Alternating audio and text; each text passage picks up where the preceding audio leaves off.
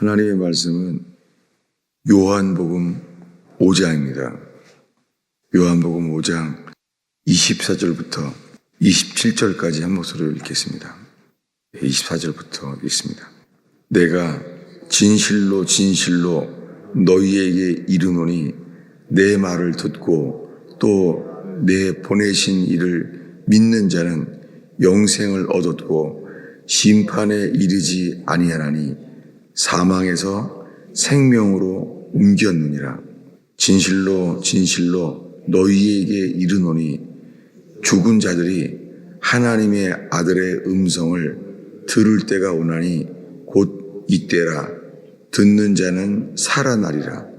아버지께서 자기 속에 생명이 있음같이 아들에게도 생명을 주어 그 속에 있게 하셨고 또 인자됨으로 말미암아 심판하는 고난을 주셨느니라. 아멘. 예수님이 이렇게 말씀하신 다음에 28절은 이렇게 말해요. 이를 놀랍게 여기지 말라. 무덤 속에 있는 자가 다 그의 음성을 들을 때가 오나니 선한 일을 행한 자는 생명의 부활로, 악한 일을 행한 자는 심판의 부활로 나오리라. 무덤 속에 있는 사람들이 다 그의 음성을 들을 때가 온다고 합니다. 언젠가 무덤 속에 있는 사람들이 다, 모든 사람이 다 살아난다는 거예요. 무덤 속에 있는 자가 그의 음성을 들을 때가 오나니 선한 일을 행한 자는 생명의 부활로, 악한 일을 행한 자는 심판의 부활로 나오리라. 이 말씀을 읽으면서요, 우리가 이미 알고 있는 이것과 연관되는 많은 성경 지식이 우리가 이미 있잖아요. 제가 지금 이 말씀을 듣고자 하는 우리들의 자세에 대해서 이것을 나누려고 해요. 뭐냐면은 저 자신이야말로 성경 지식이 이미 먼저 있어서요. 그 다른 말씀이 이 말씀에 도움을 줄 수 있지만 그게 아니라 그냥 하나님 말씀이 우리에게 심겨질 수 있을 때 그것을 방해할 수도 있는 걸 보게 돼요. 그래서 지금 이걸 읽으면서도 그냥 읽는 이 말씀 그대로 주님이 우리에게 역사하시기를 바라는 마음이에요. 예를 들면 25절에 진실로 진실로 너희에게 이르노니, 여러분 우리가 유명한 말씀이 특별히 이거죠. 진실로 2번 반복해요. 지금 읽은 말씀에도 진실로 진실로 너희에게 이르노니 내 말을 듣고 나를 보내신 이를 믿는 자는 영생을 얻었고 심판에 이르지 아니하나니 사망에서 생명으로 옮겨느니라. 여러분, 예수님이요, 마태, 마가, 누가복음에는요 진실로를 2번 반복한 적이 없어요. 이게 요한복음에만 나와 있어요. 아니, 예수님이 진실로 진실로 이렇게 말을 할 때 이건 강조하는 말씀이잖아요. 그리고 이 요한복음에만 나오는 진실로 진실로 너희에게 이르노니, 이 진실로라는 단어는요, 이게 문자 그대로 이게 아멘이에요. 예수님이 이 히브리어를 쓰신 거예요. 이 말을 강조한 거예요. 아멘, 아멘 이렇게 해요. 한글 성경에는 truly, verily 이렇게 돼 있는데요. 진실로라는 단어가 요한복음에만 아멘이라고 쓰여 있어요. 아멘, 아멘. 이르노니. 강조하시는 말씀이 이렇게 말하는 거예요. 25절에 진실로 진실로 너희에게 이르노니 죽은 자들이 하나님의 아들의 음성을 들을 때가 오나니 곧 이때라. 죽은 자들이요, 하나님의 아들의 음성을 들을 때가 오나니 지금이라는 거예요. 들을 때가. 지금 하나님의 아들의 음성을 들을 때가 온다는 거예요. 혹시나요, 우리가 질문이 생길 수가 있어요. 근데 가장 좋은 것은요, 어린아이처럼 하나님의 말씀이 우리에게 심길 때 그 말씀이 우리 속에 즉시 역사하실 수 있잖아요. 우리가 성경을 아무리 많이 주야로 묵상하고 봐도요, 그렇다고 그 말씀이 암송할 수도 있어요. 성경을 암송할 만큼 많이 볼 수 있지만 그렇다고 그 말씀이 역사하지 않은 채 성경을 알 수가 있죠. 근데 전심으로 주님을 바라며 주님이 없이는 나는 길이 없습니다. 그렇게 가난하고 애통한 마음으로 온전히 낮아질 때 주님이 그때 우리에게 역사하시는 것은 분명해요. 그러면서 읽으면서 죽은 자들이 하나님의 아들의 음성을 들을 때가 오나니, 예수님이 지금 이걸 말하고 있는 거예요. 죽은 자들이. 그러면 이 말씀을 읽으면서 저 자신도 이런 게 고민이 되고 질문이 생겨요. 뭐냐면은 죽은 사람이 어떻게 음성을 들을 수가 있죠? 죽었는데. 그런 생각이 막 나요. 죽은 사람이 아무것도 할 수 없죠. 듣는 것조차 할 수 없잖아요. 이런 걸 고민하면서도 여러분, 이게 죽은 거에 대해서 이 여러 가지 말씀을 펴는 것은 이 주님의 말씀이 그대로 들어올 수 있는 그 기회가 되고, 그런 관점이 주의 음성만 들을 수 있는 관점 앞에 서게 되기를 바라는 거예요. 근데 지금 요한복음 5장 25절에 진실로 진실로 너희에게 이르노니 죽은 자들이 하나님의 아들의 음성을 들을 때가 오나니 곧 이때라. 듣는 자는 살아나리라. 우리가 오늘 새벽에 요한복음 5장을 읽었지만 사도 바울도 말하기는 마찬가지예요. 사도 바울도요, 주의 음성을 들으면 살아난다는 거예요. 주의 말씀이 들어오면 죽은 우리를 살린다는 거예요. 이 일이 육체적으로 일어난 사람도 있죠. 죽은 나사로입니다. 나사로는 죽은 지 4일이 지났어요. 4일이 이미 지났다는 것은 완전히 이 부패해서 이 죽음이 진행했다는 거죠. 근데 예수님이 말씀합니다. 나사로는 잔다라고 말했습니다. 그랬더니 사람들이 말합니다.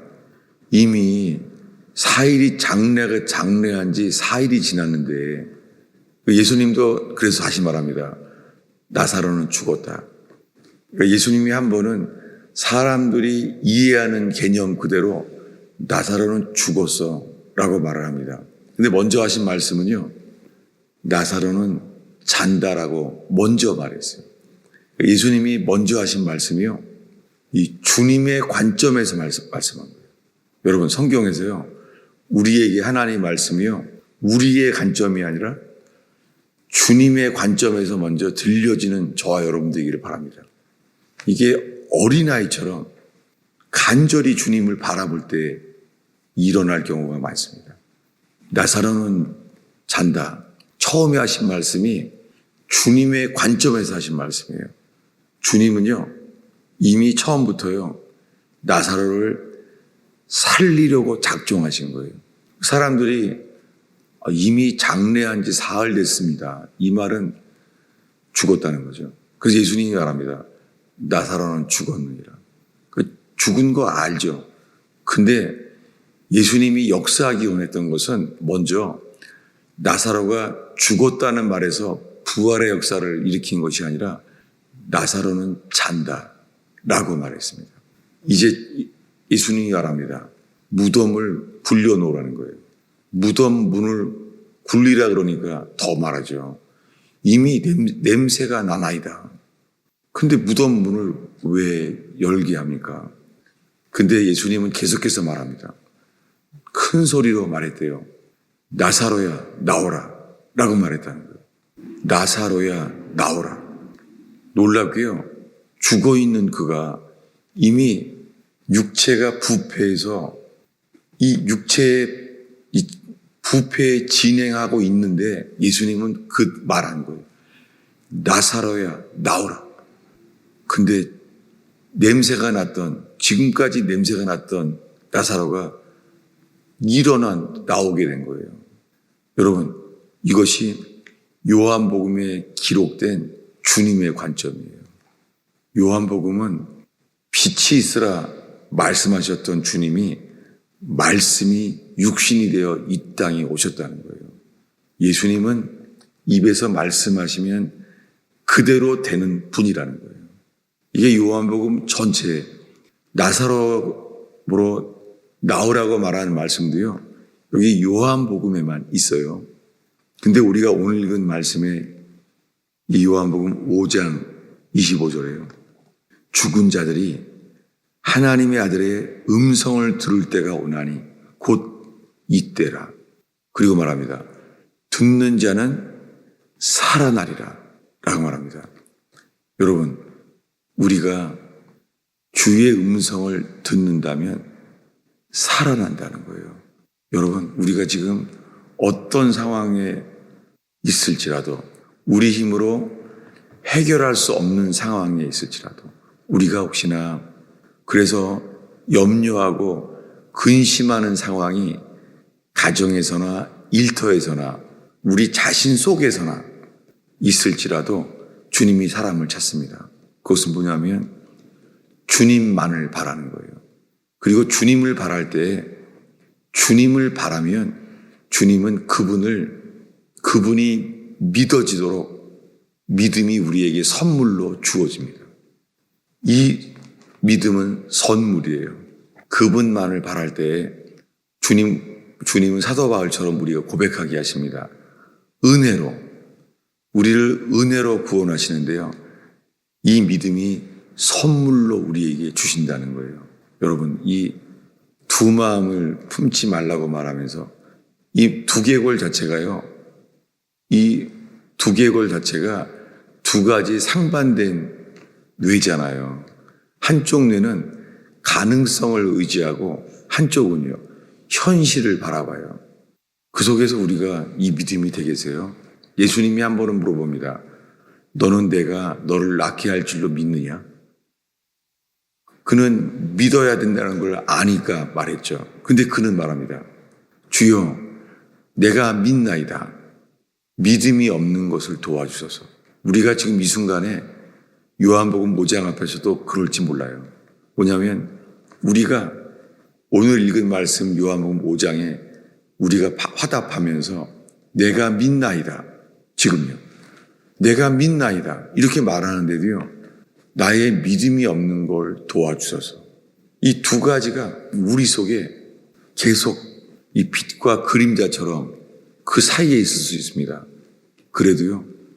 주님을 만난 사람들은 다 주님을 기대하게 되고 내가 주를 믿나이다.